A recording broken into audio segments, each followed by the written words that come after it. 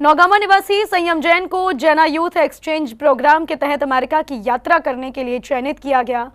संयम को 450 में से उत्कृष्ट 12 युवा प्रतिभागियों में से 4 स्टेज के सिलेक्शन के बाद चयनित किया गया, जिसमें अमेरिका के विभिन्न जैन मंदिरों के दर्शन भी संयम कर सकेंगे। श्री सुभाष जैन और श्रीमती साधना जैन के पुत्र संयम जैन को अब अमेरिका में गूगल, माइक्रोसॉफ्ट, एप्पल, टेस्ला जैसी कंपनियों के सीईओ से मिलने का मौका मिलेगा। वे अपनी सफलता का श्रेय कुंडलपुर के बड़े बाबा को देते हैं। जी, शुरुआत तो मैं कहूँगा कुंडलपुर से हुई है मेरी, जहाँ यंग जैन अवार्ड मैत्री समूह से मैं जुड़ा। सबसे पहले वहाँ पे बड़े बाबा का आशीर्वाद मिला और वहाँ से फिर मेरा कारवा ऐसा बढ़ता चला गया और लोग जुड़ते चले गए मेरे साथ। फिर उसके बाद मैंने दिल्ली के भारत मंडपम में होने वाले विकसित भारत यंग लीडर्स डायलॉग में पार्टिसिपेट किया। वहाँ पे मेरे विचार मोदी जी को इतने पसंद आए कि मुझे as a top category participant VVIP pass दिया गया और मोदी जी के पास बैठने का मौका मिला। संयम जैन ने इस चयन प्रक्रिया के दौरान मिले अनुभव को सभी के सामने रखा। फिर वहाँ से सोल लीडरशिप कॉन्क्लेव आया, जो कि एक मोदी जी का ही विजन है, एक ऐसा स्कूल ऑफ लीडर्स बनाना जिसमें भारत के 1 लाख पॉलिटिकल यूथ को जोड़ा जा सके।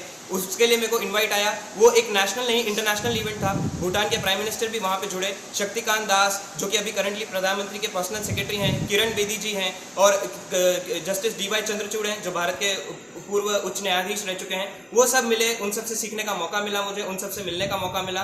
फिर उसके बाद मैं जयपुर विधानसभा में गया अपने विचार रखने के लिए 75 वर्ष संविधान के, जहाँ पे मैंने बताया कि जहाँ दूसरे देशों ने अपने धर्म को संविधान बना लिया है, हमने अपने संविधान को धर्म बनाया है और इसलिए हम आज इतना प्रखर रूप से उभर रहे हैं, वैश्विक नेतृत्व कर रहे हैं। यूथ एक्सचेंज प्रोग्राम में भारत से 12 प्रतिभागियों का चयन हुआ, जिसमें से एक संयम है।